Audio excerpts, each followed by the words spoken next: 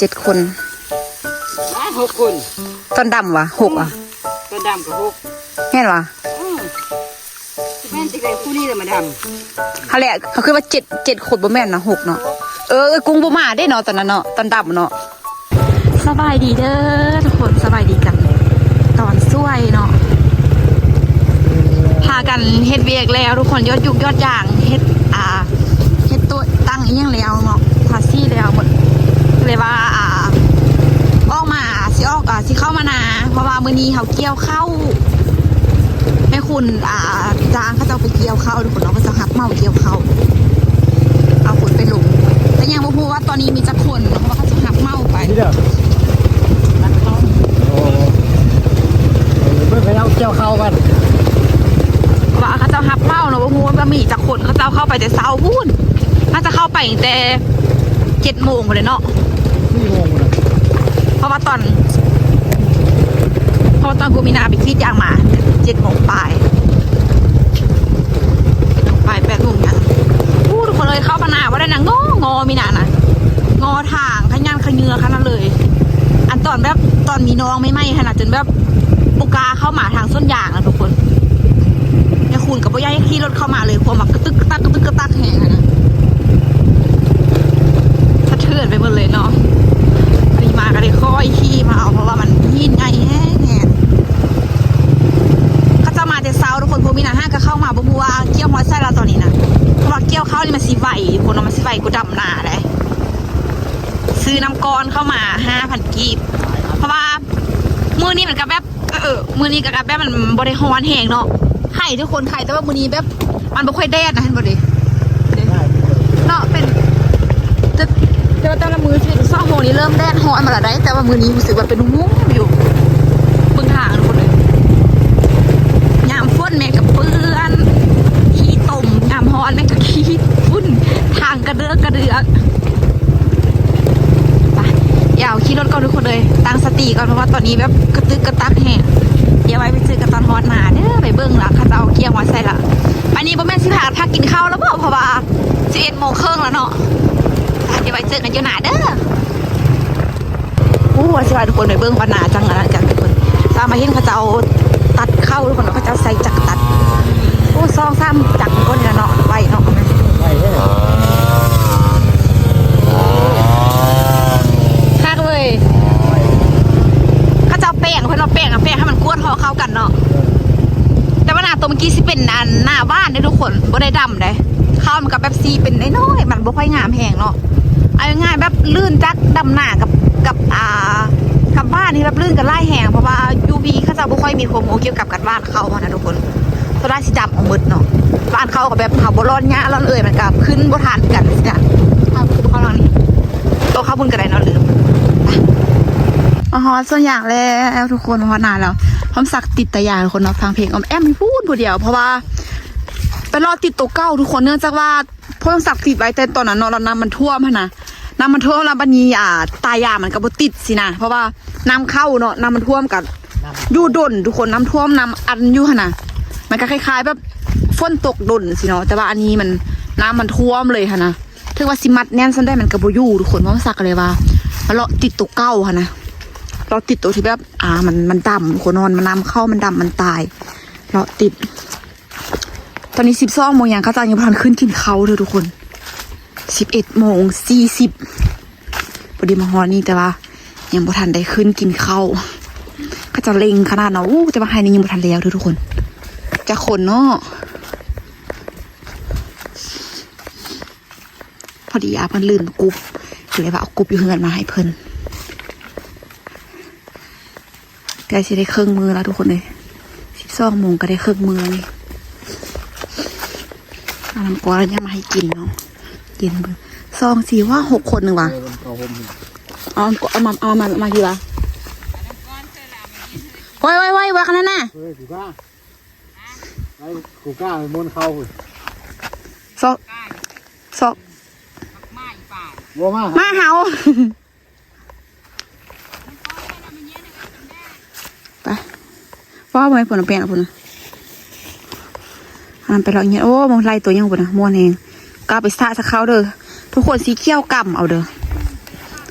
สิ ได้เกี่ยวกำเอาเพราะว่าคันเฮาเกี่ยวฟาดเหมือนกัน เจดันได้ชิมเลย เอ้ามันกวนคันเกี่ยวฟาดเกี่ยวนะให้มันสินะทุกคนบางเทื่อแบบมีฝนมีหยังมามันก็สิหญ้าเฮาสินะมันสิแซ่แบบลงน้ำเลยโอ้ทุกคนเข้าแถวนั้นพุ่นน่ะไปชิมเลยพุ่นน่ะ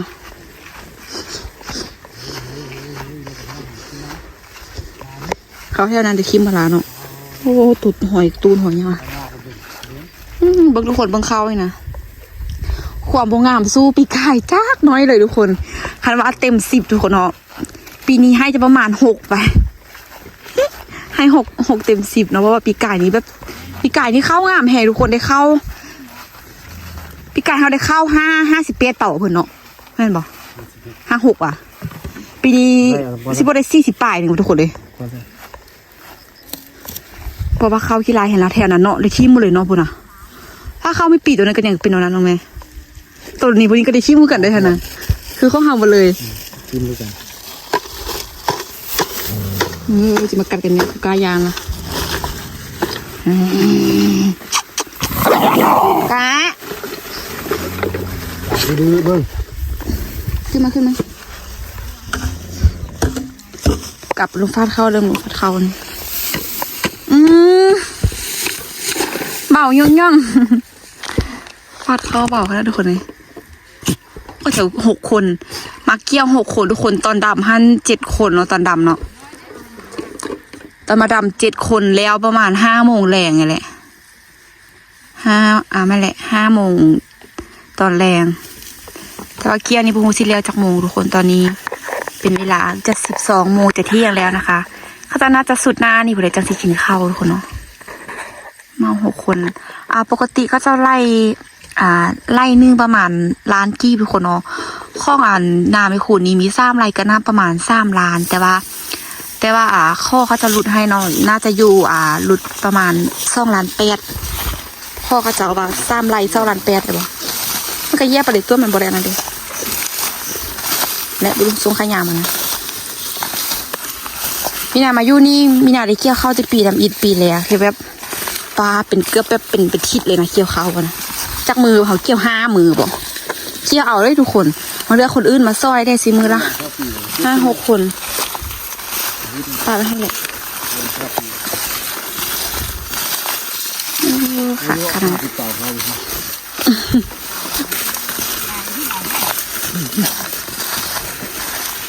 หลุดไล่ไปนะกับโพตี้เนี่ยปลาทิมเข้าเจ้าขี้ยาโมอีเมลนะแปลกขี้ดังขึ้นอ้อมหัวรุ่นเจ้าก็ไม่ต้องคิดอย่างนั้นแม่เข้าต้องมาแน่นอนเขายุดถึงสิใจจะคงโอ้ยคือปลาลงฟัดเข้าวัดตัวนี้ไงโตจะแพงนี่ก็ได้นะผู้ก้าวไปเยอะเลยยานมากตัวนี้ผู้ก้าวลงไปเลยเขาให้เขาติดบุญแก่ละขี้ลายแห้งเนาะพูดตักน้ำไว้นี่เย็นพูดเราเป็นวัด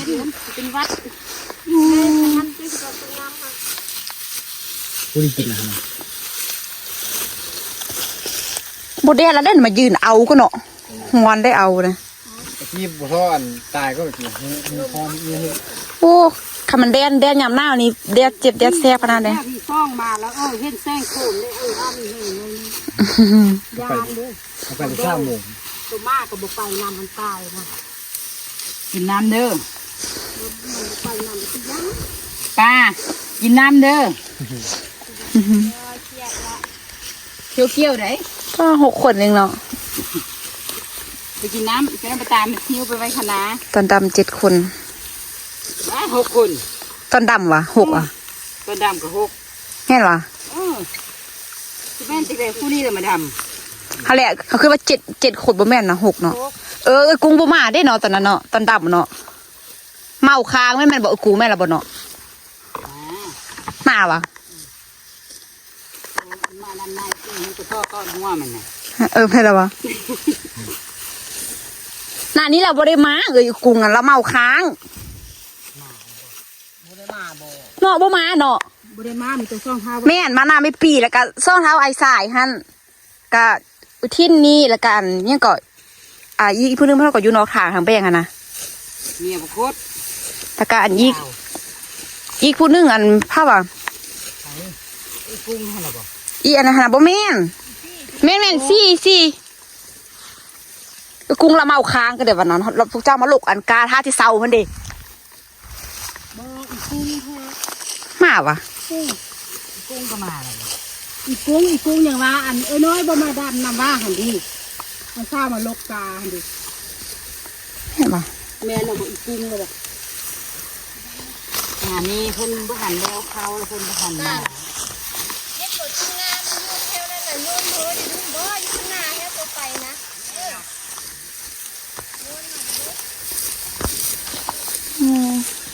ทางนั้นบริเกี่ยวเลยเนาะ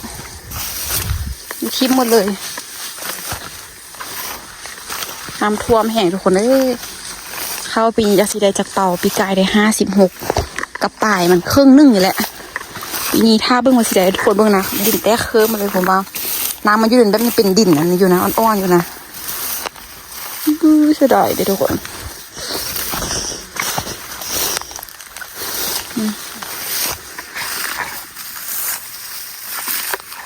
6 คนตอนดำกับ6มีนาบทชื่อวินาชื่อว่ามัน7 คน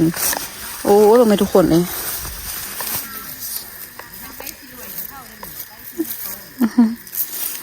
เสียดายทุกคนนี้ก็ไล่เติมได้นี่นะบริน้อยเด้อนี่นะอันที่เขาบริเกี่ยวนี่นะทางนี้แบบมันน้ำมันขึ้นแห้งทุกคนแล้วมันกระห่มเด้ขนาดย่านกระห่มเด้ทางนั้นกับแบบแดดเนาะลมแดดยังเข้าจริง น้ำท่วมก็แบบนี้น้าไปเลย เนาะอ้าวคือว่าอันห้ากะกี้มือเสานี่วะตายังบ่ยอดเป็นคนยางไม่จำเป็นกำลังยอดมันบ่เจอของเทเนาะ มาวินมาแล้วนะคิดแต่เช้าห้ากะยอดผมไปหนายอดแต่8 โมงทุกคนโอ้เด้น้ำไม่ปีฮั่นบ่ได้ตายเด้ไม่จำปีเนี่ยทุกคนนี่จะเป็นแบบนี้ซื่อๆแต่ว่าโอ้คือว่าเขานะสุ่งอู้แต่ว่ามันก็ขี้ร้ายดีทุกคนนี่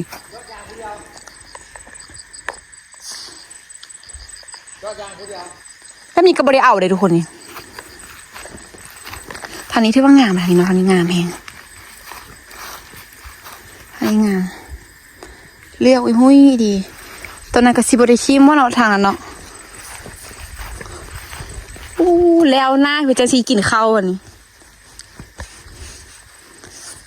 อยากเป็นโซโมงเหมือนพ่อสิแล้วนี่ ทีมไล่เติมแต่กับให้นะกระทิมไม่ได้ให้นะกระทิมได้ขนาดตัวนั้นนะ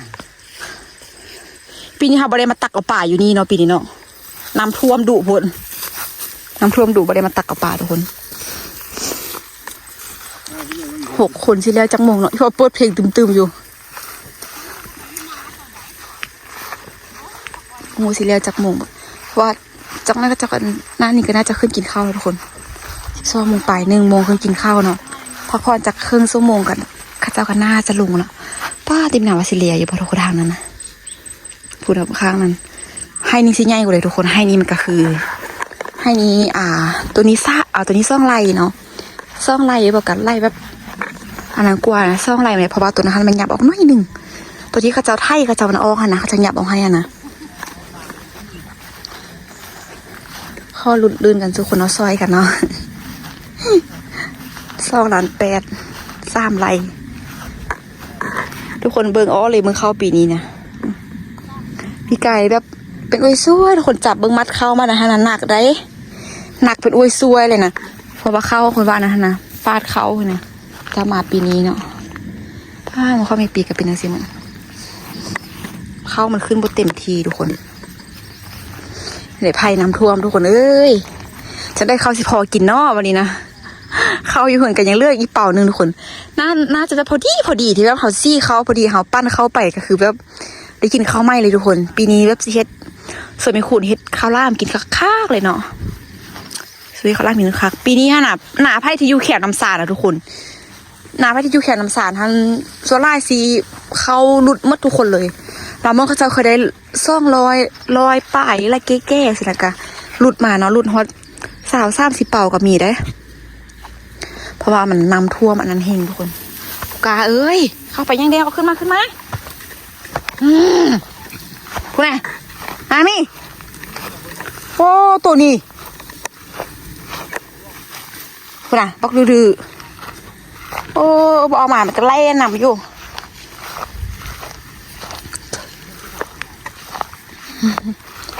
ตอนดำตอนนั้นท่านเขี้ยวงามทุกคนอุใจเด้นะทุกคนเนาะเขาสิหลุดมีจะท่าเบิ่งมือปั้นทุกคนเกี้ยวสีค่ะว่ามีแดดมีดีกะฝนบ่มีฝนมีหยังกะ2-3 มือก็ได้กูทุกคนเนาะได้กูแล้วก็เกี่ยมปั้นรถมันนะได้เก็บได้กูเกี่ยมปั้นอะไรกันมาลุ้นกันอีกว่าสิได้จักเป่าได้จักกระสอบแล้วก็ปีนี้เขาจะปั้นกระสอบเท่าไรทุกคนแต่ว่าปีกายนี้ก็คือมีกระสอบ10,000นะคะตัวแป้ผัดบุหูมีหรือเปล่าเนาะปีนี้มีนาว่าน่าจะ10,000ขึ้นเลยเพราะว่าเขาบริเอาเป่าใหญ่แห้งค่ะนะเอาเป่าซ้ำอยู่เหือนเป่าปกติทุกคนเนาะคันว่าเป่าใหญ่ๆค่ะประมาณเป่าหนึ่ง10 ปลายพันคือแบบถ้าสมมติเขาเฮ็ดส่วนๆแล้วเขาบ่มัดกระเป๋าหนึ่งก็12,000เนาะถ้าว่าเขาปั้นปุ๊บเขามัดปั๊บเรามัดเลยค่ะนะมัดปากเป่าเลยกระเป๋าหนึ่ง10,000 กีบแต่ว่าปีนี้ไม่ฮู้เลยตะคาใส่ทุกคนมึงนุ่มดีเบิ่งข้าวเช้านั้นเนาะมันเลาะทางฟังนั้นให้นี่กระเทือว่างามอยู่ทุกคนแต่ว่าช่วงที่เขามาใส่ปุ๋ยค่ะนะเขาทุกคนมันขึ้นงามเลยช่วงที่มาใส่ปุ๋ยค่ะนะช่วงที่แบบน้ำบท่วมมันนะรู้สึกว่าปีนี้เขางามสิแหละถ้าบิดกระเรื่องแต่ว่าพอเอาปุ๋ยมาบ้านก็คือเขี้ยวพืชขึ้นเลยแต่ว่ามาบ้านมาน้ำท่วมมีนะเนาะพอน้ำท่วมปุ๊บเปลี่ยนเป็นแนวใหม่เลยนินเขาจะพายุสีเข้าว่าสิมาตุ่งหรือคนลองสารใส่สมบูรณ์แต่ว่าภาวนาอย่าให้มาหอนเนาะทำอิดกับว่าสิบ่พากันเกี่ยวได้เพราะว่าไม่ขุนว่ายันพายุสิมาบ่เพราะว่าพายุมาทุกคนฝนมาสินอกาพายุฝนนี่ยังมาเห่ากับแบบเกี่ยวเข้าไปสิกับเข้ามันสิเซ่น้ำทุกคนเนาะเฮ็ดให้เข้ามันบ่แซ่บเข้าแบบเสอิญว่าเข้าเข้ามันอุ่มน้ำยังค่ะนะต้องแบบเอาไปกับว่าต้องได้ตากสินะบางคนก็ต้องได้ตากให้มันแห้งดีๆก็เลยว่าคิดว่าสีเกี่ยวเลยแล้วพอเกี่ยวน้อยไปขุนกันสุดท้ายคือตัดสินใจว่าเกี่ยวซะปะไว้กระเป๋าซื่อๆคนเนาะเพราะว่าเข้าหอมมันกะแก้กะห้าวแล้วสินะแล้วตัดสินใจเกี่ยวเขาจะมาลงมือเลยให้มันแล้วหน้าเกี่ยวเข้าแล้วก็แล้วทุกคนบริเที่ยวยังกับหน้าละมีแต่ท่าปีหน้าเฮ็ดใหม่สิเนาะมีแต่แบบคุมอย่างเดียวนี่นะคุมคิดอย่างเดียวเลยอันนี้มันอย่างน้อยคนสักอย่างน้อยคนสัก4 มีได้ทุกคนอย่างน้อยเปิดใหม่เอาน้ำมาถ่าให้มันขึ้นใบอยากเปิดแม่สิทุกคน251มีหน้าปกากีดเลยมีหน้ายานบ้าเพราะมันบางแห้งเปลือกมันนี่นะเปลือกบางบุสู้อย่างจีนอย่างน้อยเนาะอย่างจีนนิ้วจะว่ากัดแควเฮียนทุกคนแล้วก็ตัวนี้ก็แบบไม่ค่อยมีตู้มีตาอีกเปลือกบางมือแทะบริเกียวเข้ามานี่เข้าปีที่2ทุกคนเนาะชีแบบมาอยู่นี่มียามบริเกียวเข้า2 ปีไม่ได้เกียวแต่ปีทำอีดปีแรกที่เฮาเฮ็ดเกียวทุกคนปีแรกก็คือดำเองเกียวเองบริจางเลยแต่ว่ามาตกมาปีนี้ปีกายก็คือแม่ขุนก็แบบเริ่มอายุไล่ขึ้นเริ่มมันเพิ่มขึ้นมีเฮาก็เริ่มมีภาระยังขึ้นสินะทุกคนมีนะก็แบบมันมีมียังแดสีกะก็เลยว่าให้ข้าเจ้าเมาเลยซะสินะข้าเจ้าเมาเฮาก็แบบบริเร่งได้ฟ้าวยังสิเนาะทุกคนการเมานี่ก็คือคันท่าสมุดว่าเขาจะเมาก็คือเมาห่อเมาเหื่อยนี่คือคนท่าสมุดว่าเฮ็ดมือนี้บ่แล้วเนาะมื้อเขาเจ้าก็มาต่อใหม่จังสินะมื้อก็มาต่ออีกเพราะว่าเบิ้งมื้อนี้นี่คือสิบ่แล้วเพิ่นว่าบ่เพิ่นมาแล้วบ่6 คนคันเอาตัวนี้คันว่าแรงนึงแล้วตัวนี้นี่ก็ถือว่าเขาจะไหวทุกคนถือว่าเขาจะเกี่ยวไหวเลยเพราะว่า6 คนนูนา3 ไร่นี่2.8 ล้านบ่ฮู้ว่าไม่คุณต่อได้หรือบ่คันว่าได้กันเลย2.8 ล้านคันว่าต่อก็จะบ่ได้กัน3 ล้านทุกคนเนาะ3 ล้านก็ตกถึงประมาณ30ประมาณ 5,000 ทุกคนนั่นแหละประมาณ 4,000 5,000 บาทนี่แหละ แต่ว่าช่วงนี้ผู้เล่นเงินเท่าได้เนาะอะไรคร่าวๆก็ประมาณ4,000ทุกคน4,000กว่าบาทเนี่ยประมาณ4,000กว่าบาทประมาณ4,500นี่บอกแม่ปีกับมายอดน้ำกดคนเดียวเนาะ5-6 คนแบบคันเอาว่าเอามีนามาลงเกียร์นะพระเจ้านี้คือสิบไหวทุกคนเพราะมีนาเฮ็ดเวียกบ่ได้ไหวเลยแบบนี้แบบเขาจะคุ้มทุกคนเนาะคุมเกี่ยวให้มันแล้วเลยสินะเดี๋ยวมีนามาในจากน้อยก็สิขึ้นออกไปทุกคนเนาะไปกินข้าวกินน้ำตัวข้าวซวยเพราะว่าลูกตื่นแต่ตี 3ทุกคนรู้สึกง่วงนอนนะรู้สึกยักนอนยิ้มๆมาเนาะตาเสืบๆมาเพราะว่าตั้งแต่เริ่มแบบมีน้องมาทุกคนเฮ็ดอย่างนึงก็เมื่อยแหงยักนอนเนาะแต่ว่าก็ต้องได้เฮ็ดทุกคนจำเป็นถ้าว่าแบบสิปะให้ต้นตาลเฮ็ดคนเดียวมันกาจังได้จังนึงนะเฮ็ดพอที่แบบเฮ็ดใดนะถ้าแบบฮอดมือที่แบบเฮาทอมีนาเริ่มใหญ่แบบ5-6 เดือนบ่สิการน่าจะบ่ได้เฮ็ดละให้ต้นตาลกรีดผู้เดียวสิเนาะแต่วันนี้พอซอยได้ก็ซอยไปค่อยกรีดค่อยไปหาบ่ได้ฟาวพะนะพระเจ้าว่าโอ้ยอย่าสู้ย่างอย่าสู้เฮ็ดเวียกเฮ็ดนาช่วงเริ่มต้นทุกคนเนาะ1 เดือน3 เดือนสินะ1 เดือน5 3 เดือนแรกบ่ให้ย่างบ่ให้อันนั้นลายสินะไว้อดหลับอดนอนแต่ว่ามีนากงกันข้างมาเลยตื่นตั้งแต่ตี 3ทุกคนเนาะย่างมือนึงแบบ3-4 ชั่วโมงสินะแล้วก็มายอดอย่างกะซอกชั่วโมงสินะมื้อนึงเฮ็ดเวียกเอาง่ายๆแบบสำหรับทีแบบกรีดยาแล้วก็ยอดอย่างประมาณ6 ชั่วโมงทุกคน6 ชั่วโมงไปใครมื้อได้ที่ไอ้ตัวไปยอดซอยก็ประมาณชั่วโมงไปแล้วสินะแล้วก็ไปเฮ็ดโต๊ะเฮ็ดตั้งโต๊ะทุกคนเนาะแบบลูกกิจยาแล้วไปเฮ็ดตั้งต่ออีกมาหมดมือคือบ่ได้พักเลยได้เสียทุกคนเนาะห้างกันเนาะเพื่ออนาคตของลูกเขาเดี๋ยวมันอาจจะขึ้นไปทุกคนแดดร้อนแฮงเดี๋ยวสิเป็นวินแล้วนี่ถ้าบิดเบิ้งคือว่าแดดแบบมันบ่ได้แดดบ่ได้นะทุกคนแต่ว่าพอมายืนนี่แดดเริ่มออกแล้วนี่นะฮ้อนเอานี่เป็นกอนอยู่ยานฝนขนาดไม่คูณมานะนี่ตัวนี้มันอันนั้นแต่ปีกายปีนะทุกคนพอต้องรอออกว่ะพวกนี้นะรอบออกมันเส้นเกี่ยวไปมันจะตายไล่มันบ่ดำเลยทุกคนน้ำท่วมมันนะ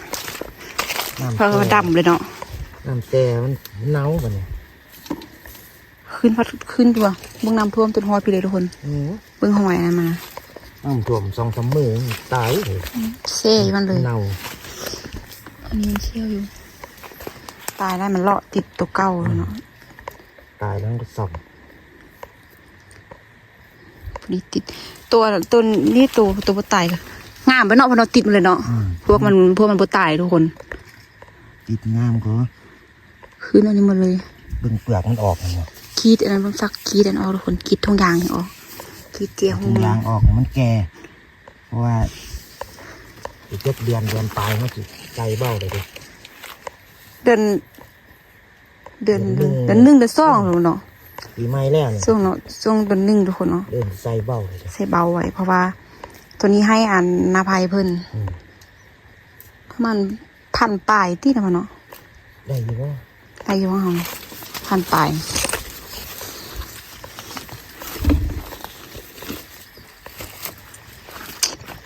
ใส่เบาทุกคนลอกปะไว้ข้าวบดถึงออกแล้วมันบุกแก่มันหัดอยู่เนาะคุณใครมันตายก็ไล่เขี้ยวก็ไล่ทุกคนจะไล่มันตายย้อนมันน้ำมันเซ่โดนน้ำแซ่มันเดือดท่วมตลอดนะตัวที่ไอ้ติดน้ำท่วมแล้วเพราะบางทีต้องหมดตายอันนี้นี่ตายแนวติดแล้ววันนึงกับน้ำท่วมวันนี้ติดแล้วแป๊บเดียวแล้วน้ำท่วมพายุเข้าเนาะดำมืดทนถ้าเราแกะออกทีจังหน่อยมันแก่เลยมันเลยสมบูรณ์เคยเตือนไปขุดใช้เบาแล้วเขานี่ก็ใช้เบาเลยทายเบา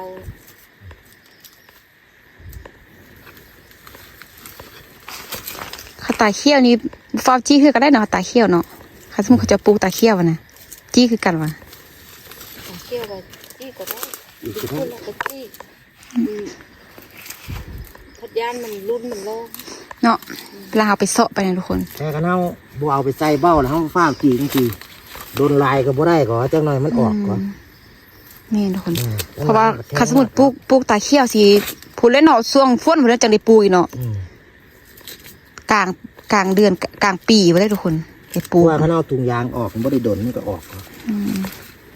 ตอนนี้เฮาแบบอีกจากหน่อยจากเดือนสิเนาะ ออกไว้ จากเดือนจากยังเริ่มหายเบาหายแล้วแต่ขุดเสียบเบาเลยมันนะ ตัวนี้ติดน้ำท่วมแล้วจังติดเนาะนี่เนาะ กระเบื้องถุงยาง ขึ้นมาทานแล้วหั่นเนาะ ตายไล่ ติดก้อนน้ำท่วมฆ่ามัน พานั้นไปทำคุณ ทานแล้วเนาะ ตายเป็นลาย เราทุกคน พวกนี้น้ำท่วมแล้วจังลงมาติดเลยแล้วก็นั่นติดก้อนน้ำท่วม พอดำหมดเลย เป็นไม่ได้ เบื้องนี้ดำมืดตายหมดทุกคนต้องได้เราติดไม้เลยนี่ดำหมดเลยเพราะมันเซ่นำอยู่ ติดหนุนโบลิ้นโบอย่างไร มึงหอยตุ่มทีนั้นติดอัดอยู่เลย น้ำบ่ท่วม มึงแค่นี้ตันหมดทุกคนนี่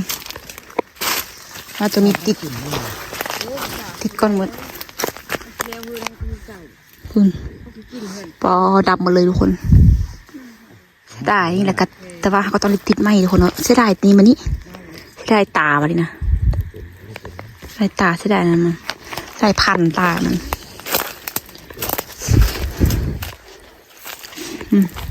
มึงท่วมดินอัดหมดทุกคน